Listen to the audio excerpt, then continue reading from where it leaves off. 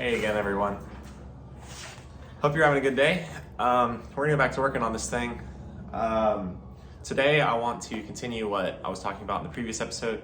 So getting the steering column all greased up, cleaned up and ready with the new boot that goes on it. There's some more bolts and things that I want to take apart, put into bags. We're gonna start running things through the ultrasonic cleaner today. And then the last thing on the agenda is to find a way to mount the tail tank cover so that I don't have to take off all of the bolts holding the actual fuel cell in. I'll show you what I mean in a second, actually.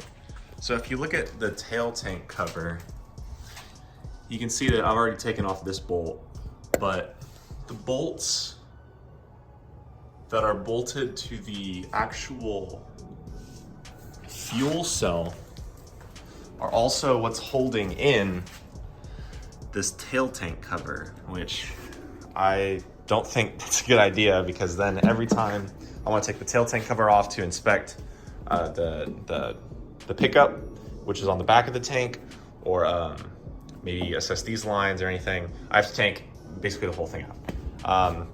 So what I'm going to try to do today is create a new way to mount this in the car so that the tail tank is actually bolted in with riv nuts instead, that are completely separate from the bolts holding in the fuel cell. So that's later on the agenda. First, we're gonna get to this steering column.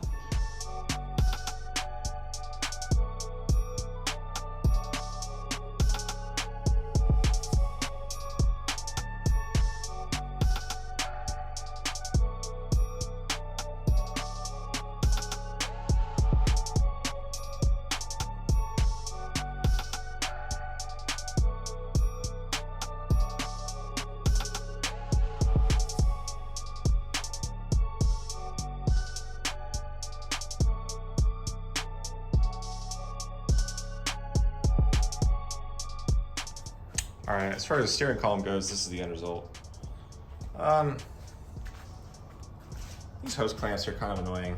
I might change them to zip ties if they kind of get in the way, but I don't really expect them to. But it works, it still telescopes in and out. It's been greased with this, I've been using this Lucas Oil red and tacky grease. So it's good. Still have to clean the U-joint on the top, but we'll get that when we're having everything else in the ultrasonic cleaner. All right, so this is gonna be my first time using this thing. The first thing I'm gonna throw in here, just as a trial run, are these bar stops. So I disassembled the bar stops. You can see they're all in there. Here's kind of a before. They're pretty gross. Some of the threads I think are just really corroded and nasty. They didn't want to come apart. So what I'm gonna do is fill this with water, and then I have some Simple Green that's designed to be worked with aluminum so that it won't corrode these as they're in there. And we're gonna throw it in there. The heater's on, it's at 49 degrees Celsius, which I think is like 130 Fahrenheit-ish, somewhere around there. And we're gonna see how it comes out. I'm gonna put it in there for 5 minutes to start.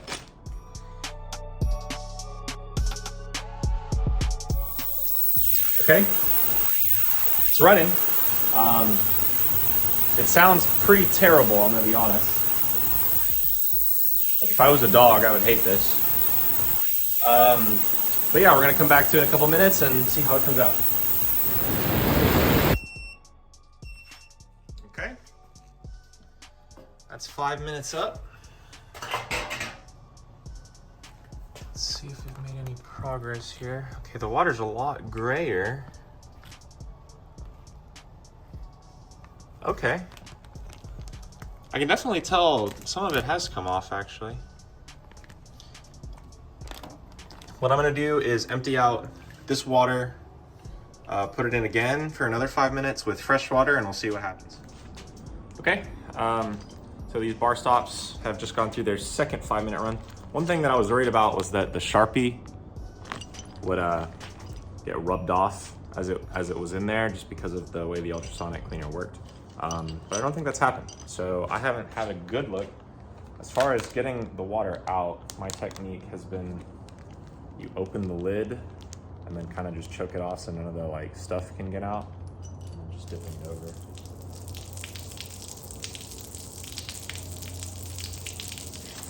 Ooh, it's hot though.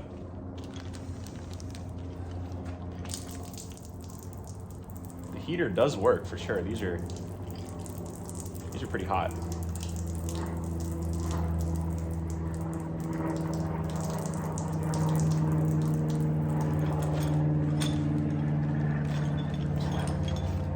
Wow. Look at that. That's so much better. Yeah, that's insane. I think one last step is I might want to take these, blow them off. Here, let's look at one of the bolts. Still see some rust there. Should I get to zoom? There's some rust on the bolt, but I mean overall, as far as getting the grime out of the threads, this did great. This did better than I was expecting, honestly. Yeah, overall, I'm happy with the way that turned out. The next test for it is going to be putting multiple bags in the same time. You can notice it's pretty big, much bigger than this bag took up. And the reason for that is I wanted to put bigger things in there and a lot of things in there at once. So I'm not sure how that's going to hold up. That's going to be the next test, litmus test for this thing. So the next thing I'm probably going to put in is the U-joints, both bird cages, all of their hardware, and yeah, I might put something else in, but we're gonna see how that holds up next. This U-joint was one I was particularly interested in because you see there's some rust, a lot of grime. So I'm really curious to see how it does. Yeah, and this left rear bird cage doesn't look that great either. And then just for reference, this is the right rear bird cage. You can see a ton of grime.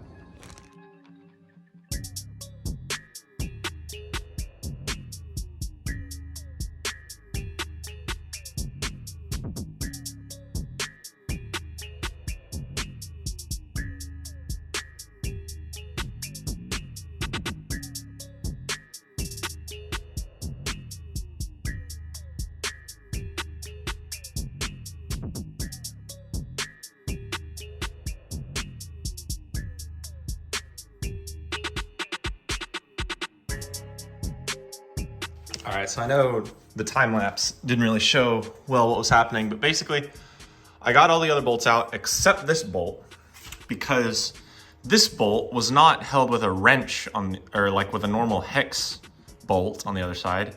It had an Allen slot. It was impossible to get to. I'm assuming that they put it together the other way, but they put this piece in last. I didn't want to do that because I don't want the tank to fall out. I only want to take the cover off. So what I ended up doing was drilling a hole in the side of the tail tank. So you can see that I got this Allen on the backside. I had to do it 3 different times. So I didn't know how far I needed to go. I'm gonna end up just covering this up later. But I was able to get the Allen on. And then my trusty air ratchet, I was able to get this bolt off, finally. So now you're gonna see me actually getting this tank off at long last.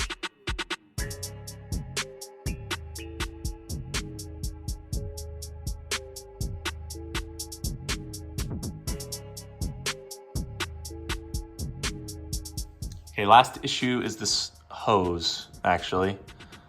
It needs a way to come out. I think what I'm gonna do is just send it and cut this part off and try and lift it up. Out. So here goes nothing.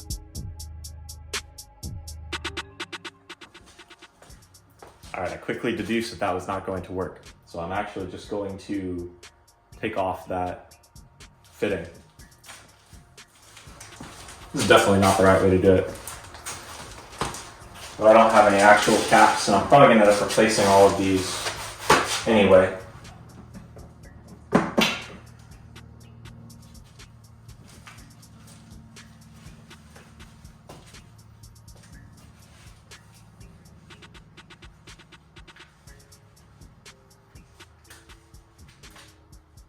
This is truly a feat of engineering.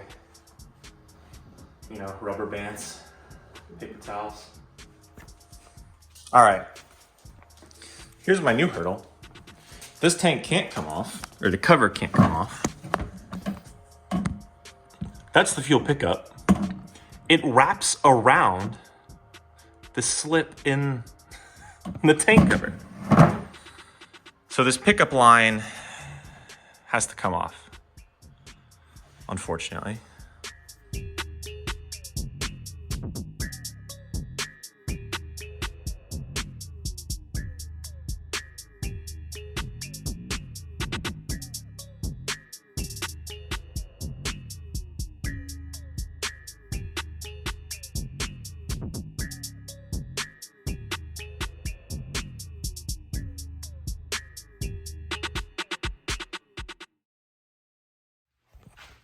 So this was a bit of a pain. Fortunately, I've finally been able to get the tail tank cover off, and as you can see, it's pretty dirty. I think this has been leaking because you can kind of see there's some spray that seems to have been going on. My brand new light is flickering, by the way, so if you can see that in the video, I'm sorry. But the next goal is just going to be to clean this up, kind of get it looking better, and then we'll go from there. So that's what you're gonna see now.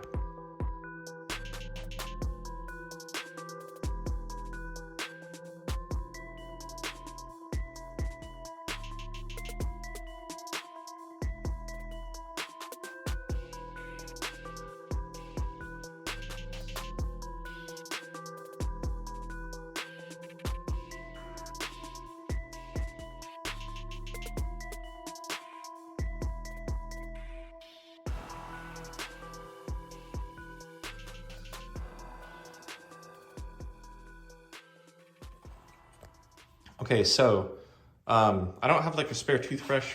Eventually, what I'm gonna do is take a toothbrush and clean up all of these dirt, all of this dirt that's like down in these creases. So I'll be doing that, not today.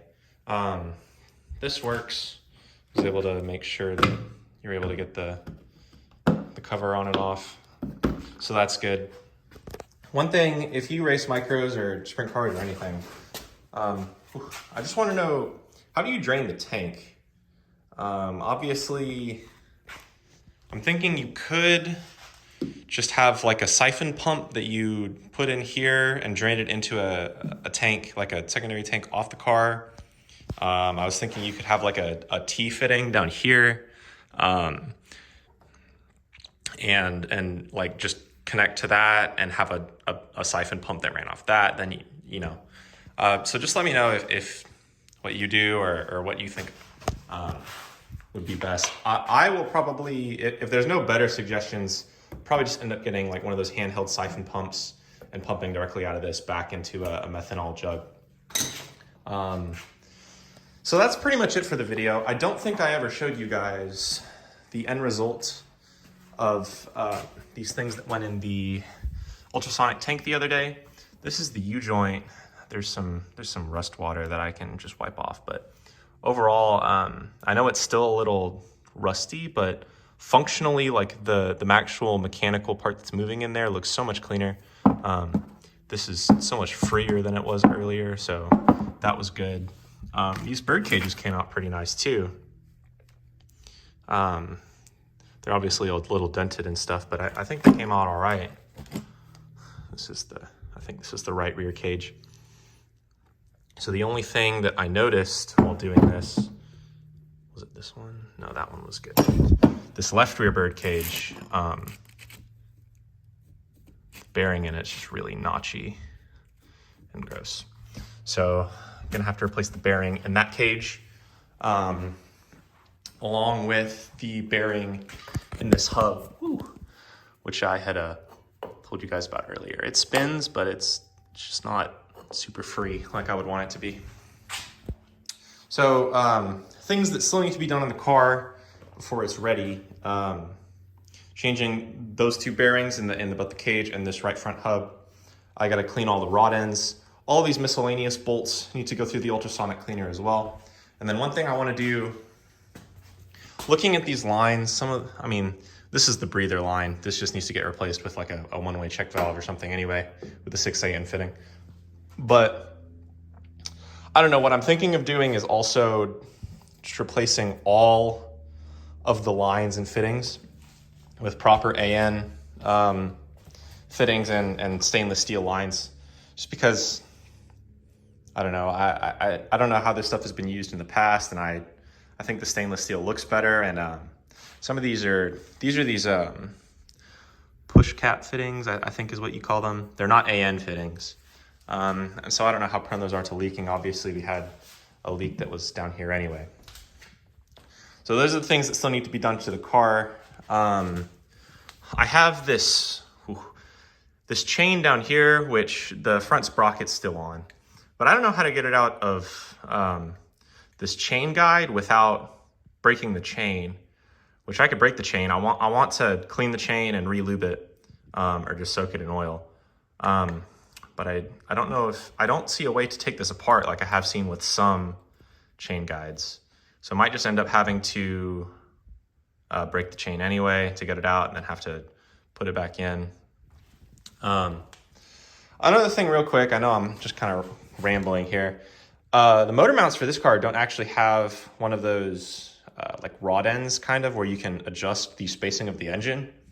And so as far as setting chain tension, I'm not really sure how you do that with a car like this, other than adjusting longitudinally where the rear axle is located. Maybe that's how you're supposed to mount or adjust chain tension with a Sawyer of this year. This is a 2014 Sawyer. Yeah, I'm not really sure about that. I know this is a panhard car versus a ladder car, but still, like, I normally see that you're able to adjust the position of this motor forward and backward in the car, but this is just solid mounted on both ends. So I'm not really sure about that. I mean, I guess I could just move the axle forward and back, but then you're changing the wheelbase and the actual geometry of the suspension. I think that's pretty much it for this video.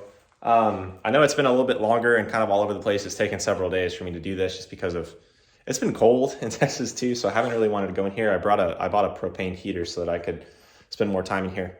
But that's been it for this video. If you like it, leave a comment, like, do all that stuff so that I can milk the YouTube algorithm. Other than that, just thanks for watching so much. I really mean that, and see you in the next one.